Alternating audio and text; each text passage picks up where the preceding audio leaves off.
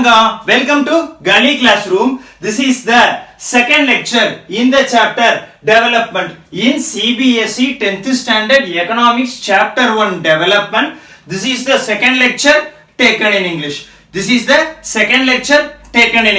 In the end of the last lecture, we saw that we are going to measure the development of a nation with the help of per capita income. But what about the other parameters that are used to measure the development of a country? Can we look at those parameters in this particular lecture? Yeah, let us go to the lecture. What are the other attributes? What is the meaning of attributes? Characteristics. What are the other characteristics that measure development of a nation other than per capita income? IMR, infant mortality rate. Infant mortality rate is simply a ratio. It is a fraction. So in this fraction, you are going to compare two things. What are the two things? First, you are going to compare the number of children that die before reaching the age of 1. In the numerator, what you are going to put? The number of children that die before reaching the age of 1.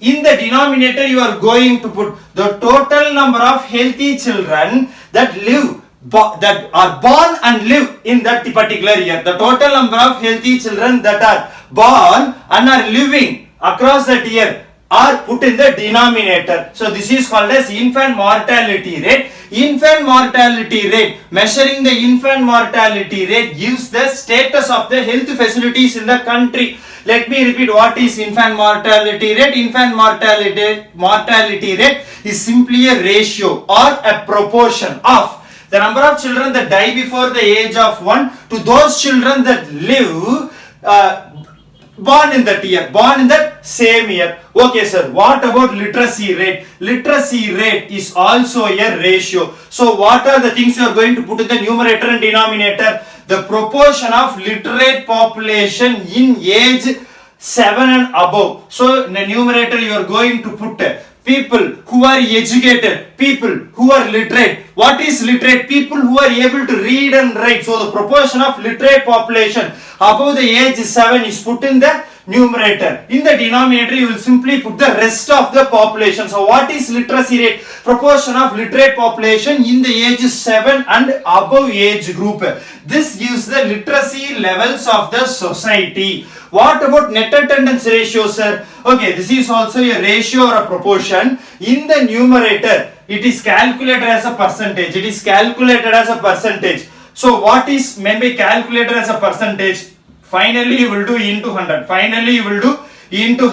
Okay, in the numerator, in net attendance ratio, what are you going to put? You are going to put the total number of 14 and 15 aged children attending school. The total number of 14 and 15 aged children attending school. You are going to put that in the numerator. The total number of 14 to 15 aged children attending school to the total number of children in that particular age group in the entire country. To the total number of children in that particular age group in the entire country, and the net attendance ratio will help us to calculate the status of the educational facilities, the success of the educational facilities. So let me read once more. Define net attendance ratio: percentage of 14 and 15 aged children attending school with respect to the total number of children in the same age group. Okay sir, what are the other parameters? Safety and security of all the people, which is ensured by judicial facilities. So the country must also have good judicial, police and military facilities, good waste management. You need to collect a lot of waste that is thrown away by the people, and garbage management. The collected waste needs to be managed without causing any pollution to the country. Also, you need to have a good public distribution system You need to have a good public distribution system to give foods at optimal prices to the poor people, to give food materials at optimum prices, at cheap prices to the people. Also, you need to have good life expectancy, greater acceptance for women, and not just greater acceptance of women, equal rights for women. You need also to have equal rights for women. Okay sir, how are you going to measure national development with respect to each and every state in India? Is per capita income enough of a criteria. Let me repeat. Is per capita income enough of a criteria in order to measure development of the states? No. Per capita income alone cannot be used. Why, sir? Per capita income does not ensure that. What doesn't it ensure? Good quality of life. It does not ensure good quality of life. Also, it is not a proper criteria to measure the human development ranking of a particular state. Only per capita income means it is only going to give how much people are earning. It is not going to show a lot of things. Sir, give us some examples of the things that per capita income is not going to show. Money cannot buy good life. Okay, what are the things that money cannot buy? Okay, money can buy you a bed, but it cannot buy you sleep, something like that. Okay, pollution free environment.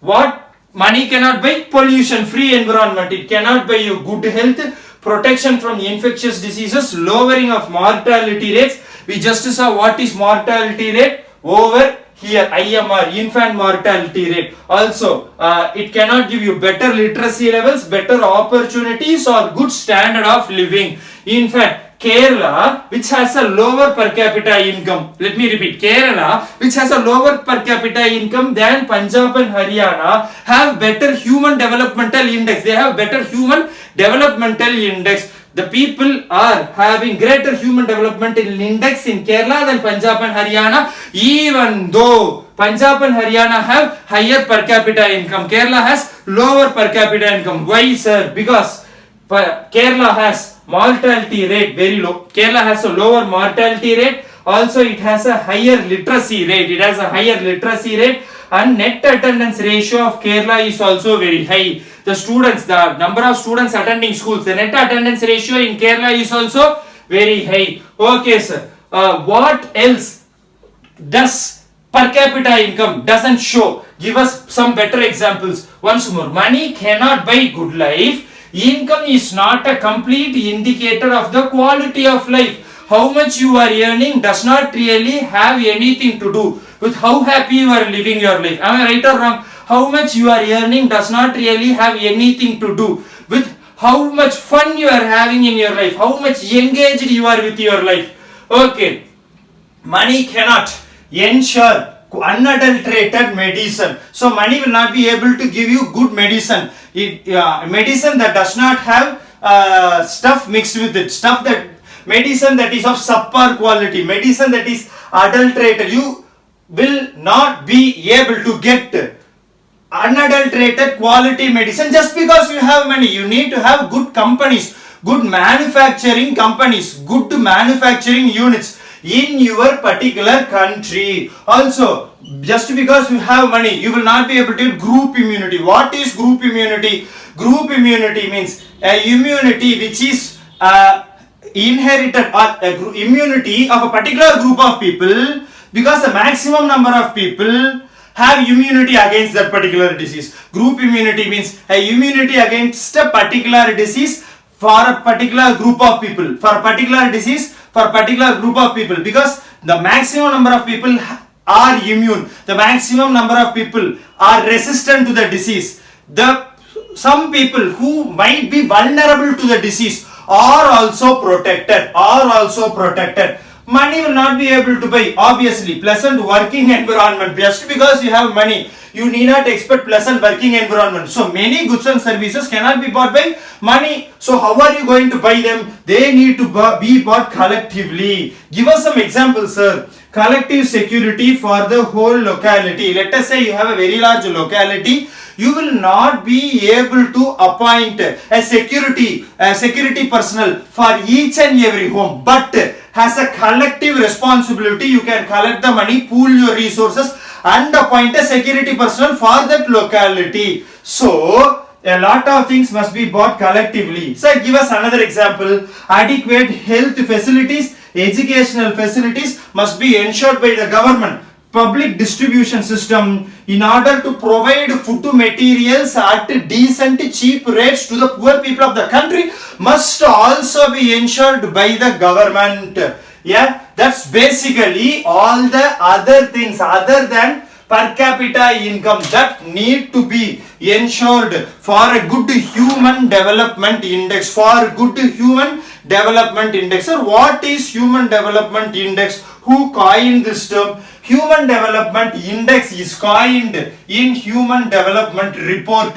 Human Development Report is published by United Nations Developmental Program. Human Developmental Report is published by United Nations Development Program. What does Human Development Index HDI give? It is a composite of all the achievements of a nation. What is a composite? A summation, a bringing together. So the Human Developmental Index HDI, which is published by United Nations Development Program, is a composite. What is composite? A summation, a bringing together of all the achievements of a nation, so that it can determine the rank of the country with respect to the overall achievement. It can determine the rank of the country with respect to the overall achievement. What are the three primary criteria based on which HDI, Human Developmental Index, is measured? Educational levels of the people, that is the first parameter. Educational levels of the people. Second is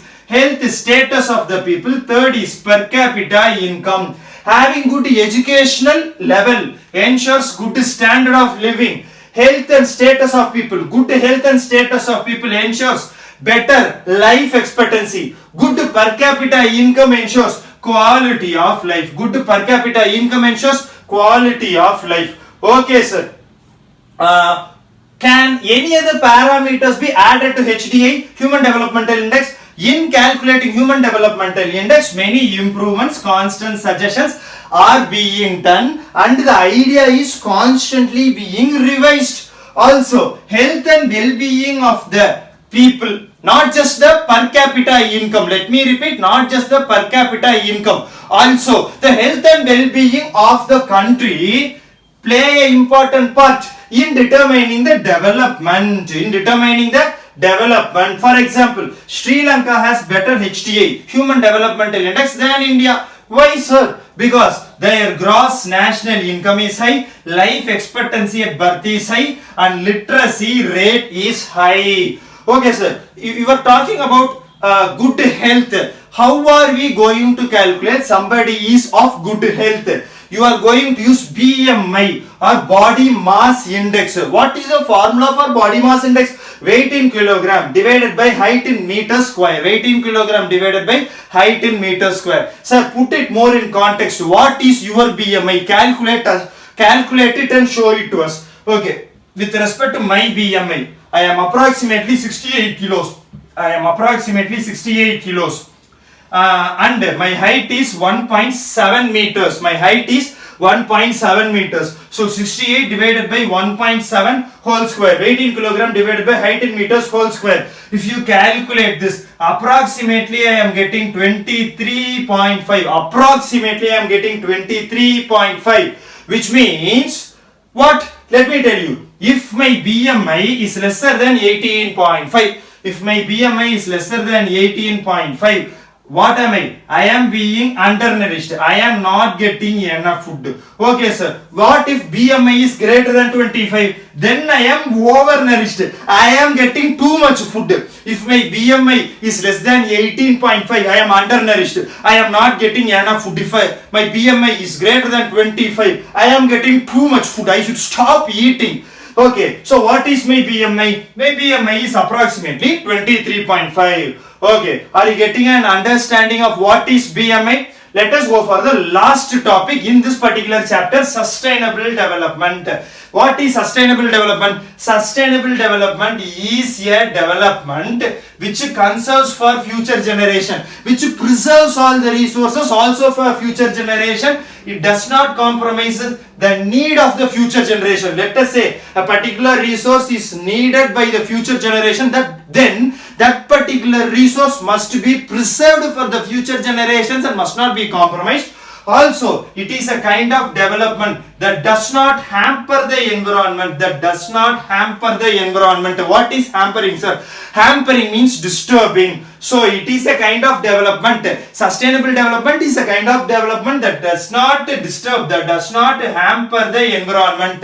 Let us do a couple of case studies with respect to sustainable development. Let us look at groundwater in India. Groundwater in India is a renewable resource. It is replenished by nature and it will get exhausted if you overuse it. Even though it will get exhausted if you overuse it, the same groundwater is overused in agriculturally prosperous areas like Punjab, Haryana and other urban settlements.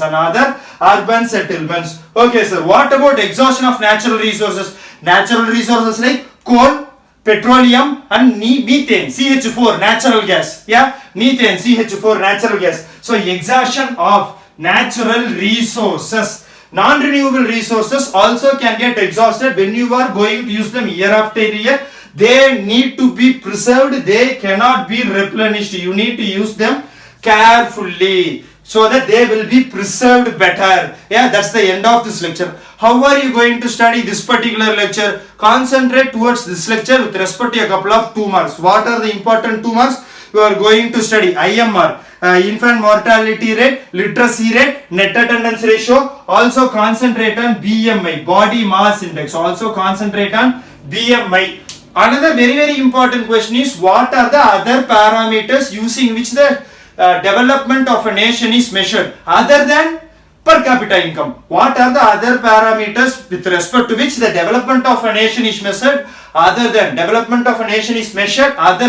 per capita income? What is the other thing? Human development report is also important. You need to memorize. What are the 3 parameters using which human developmental index is calculated? Educational levels of people, health status of people and per capita income. Yeah, that's basically the important things that you need to study in this particular lecture. Anyway, I will put all the important questions at the end of this lecture. Hope you guys enjoyed this lecture. Cheers and thank you. If you like our lecture, obviously click the like button, share our video to our friends, recommend our channel to your friends. Let us grow together. Let us have fun learning together. Cheers and thank you, Tanga. Best wishes. Cheers and thank you. Best wishes.